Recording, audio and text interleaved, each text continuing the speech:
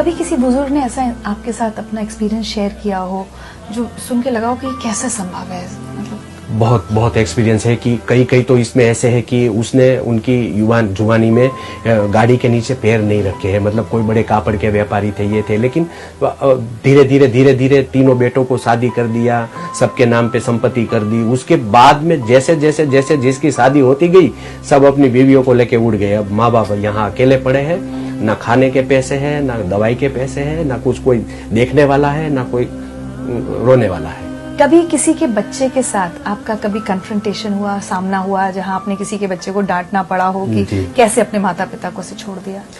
मैंने जब ये टिफिन सेवा शुरू की तो मुझे ऐसा एक ख्याल आया था कि मैं क्यों ना इन लोगों के बेटे को मिलूं और सारी बातें समझाऊं। तो एक दो लोगों को मैंने फोन किया था कि भाई ऐसी ऐसी हालत है, अगर आप अपने माँ बाप का मुझे खाली पैसा दे रहे हैं जो मैं सेवा कर रहा हूँ, मैं ये नहीं बोल रहा आप आके इधर साथ में रहो, उनको खाना दो, जो मैं दे रहा हूँ वो अगर आप मुझे उनका पैसा देंगे तो मैं जो जिसका कोई नहीं है उसका कर पाऊंगा।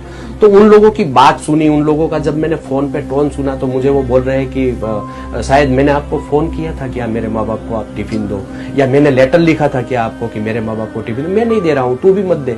तो ये बातें सुनने के बाद मुझे ऐसा लगा कि मेरा ट्रैक जो है वो सिर्फ सेवा करना है, मुझे किसी को समझाना नहीं है।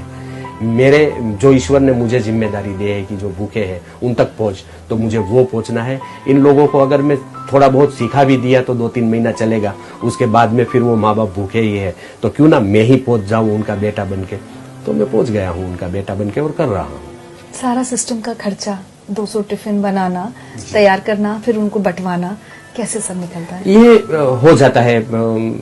सुबह 6:30 बजे मेरा किचन शुरू होता है, 6:30-7 बजे मैं वहां पहुंच जाता हूं, फिर 11 बजे तक वो काम चलता है। क्लिनिक में आता हूं, 2 बजे तक पेशेंट को देखता हूं, फिर वापस कल की तैयारी के लिए जुट जाता हूं, फिर शाम को 6-6:30 बजे क्लिनिक में आता हूं, 10-10:30 बजे तक बैठता हूं और थोड़ी बहुत एक्टिंग कर लेता हूं। कई सीरियलों में मैंने एक्टिंग की है, तो उससे भी जो भी आमदनी होती है वो मैं इसमें डालता हूं। कई 3-4 फ्रेंड्स ऐसे हैं कि कहीं अटक तो मुझे फोन करना, हम लोग देख लेंगे। तो कहीं ग्रोसरी वाले का बिल है, ये है, फोन करता हूँ, काम हो जाता है। मतलब ईश्वर की गोद में बैठ के काम करता हूँ। लोगों को मैं दिखाई देता हूँ, ईश्वर नहीं दिखाई देता है, लेकिन हालांकि वो पूरा कर देता है। 11 साल में कभी तकलीफ नहीं आई है। और बुजुर्गों के इतने आशीर्वाद आप अपने साथ ले रहे हैं, तो मुझे लगता है कि वैसे भी कोई काम अटकना नहीं चाहिए। बिल्कुल। इन 11 साल में अगर मैं आपसे पूछूं, कभी एक दिन ऐसा आया कि ऐसा लगा कि मैं नहीं कर पा रहा हूँ, अब ये काम बंद करना पड़ेगा? नहीं, आज तक तो मुझे ऐसा कभी थॉट नहीं आया है कि ये नहीं कर पाऊंगा। हालांकि मैं ये सोचता हूँ कि इन लोगों को मैं अच्छा आवास दूं, अच्छी जिंदगी दूं, क्योंकि वो जिस हालत में जी रहे हैं मुझसे देखा नहीं जा रहा है। तो मैं 4 साल से प्रयत्न कर रहा हूँ कि उनके लिए एक आवास बनाऊं। मैं ना उसको वृद्धाश्रम बोलूंगा और ना ही उसको ओल्ड एज होम बोलूंगा, मैं माँ बाप का मंदिर बोलूंगा। और कहीं नहीं है, मुझे माँ बाप का मंदिर बनाना है, इन सबको साथ में रखना है, उनकी पूजा करनी है, उनकी आराधना करनी है मुझे, कि ये जो मेरे भगवान है वो भूखे हैं। तो मैं आपके जरिए मैं सबको वही प्रार्थना करूंगा कि अगर आप नहीं कर सकते हैं तो कुछ नहीं, लेकिन आप जो है मुझे सहारा दीजिए। मैं इन भगवान को, मैं इन ईश्वर को, मैं इन सबकी सेवा करूंगा, मैं पूजा करूंगा माँ बाप की। 11 साल में सबसे यादगार कोई बुजुर्ग की कही हुई बात जो आपको ऐसा लगता है कि बस यही मेरी ताकत है, इसके दम पे मैं कुछ भी कर जाऊंगा? बातें तो बहुत सारी आती है, लेकिन एक जो ये मेरी जिंदगी में हुआ है कि एक कुछ 82 इयर्स ओल्ड लेडी मेरी क्लिनिक में आई। तो मैं कैमरे में देख रहा था, तो मेरा मैनेजर है भरत भाई, उसको मैंने बोला कि ये माँ जी आए हैं, क्योंकि हमारे उधर कोई ओल्ड एज वाले आते हैं तो हमको यही लगता है कि भैया कोई टिफिन के लिए आए हैं। तो मैं बोला पेशेंट बहुत है, तू एक काम कर, उसका नाम लिख ले और उसको बोल कल से टिफिन आएगा। तो वो माँ जी ने मतलब ऐसा भरत भाई को धक्का देके अंदर आई क्लिनिक में और बोली मैं कुछ लेने नहीं, मैं कुछ देने आई हूँ। हालांकि उसको देखा मैंने कि मतलब बहुत सारी पुअर जैसे, मतलब वो लकड़ी भी उसके हाथ में थी, तो वो पेड़ की कटी हुई डाली थी और साड़ी भी कुछ मुझे नहीं दिखाई दे रही थी। उसने यहाँ आके कुछ कपड़े में कुछ बांधा था, तो वो मेरे टेबल पे उसने खोल के रख दिया कि ये सारा जो है तेरे टिफिन सेवा में यूज कर लेना। उसमें 10 पैसा भी था, 5 पैसा था, 2 पैसा था, 25 पैसा था।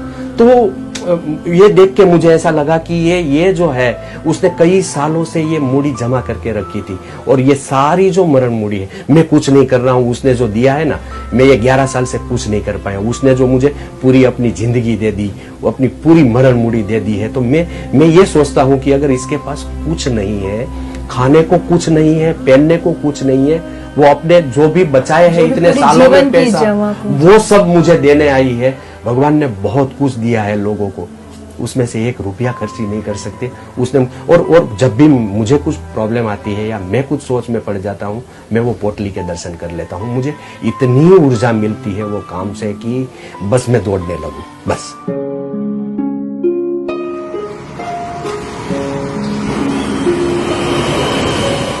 मैं अकेला ही चला था जाने बे मंजिल, मगर लोग साथ आते गए और कारवां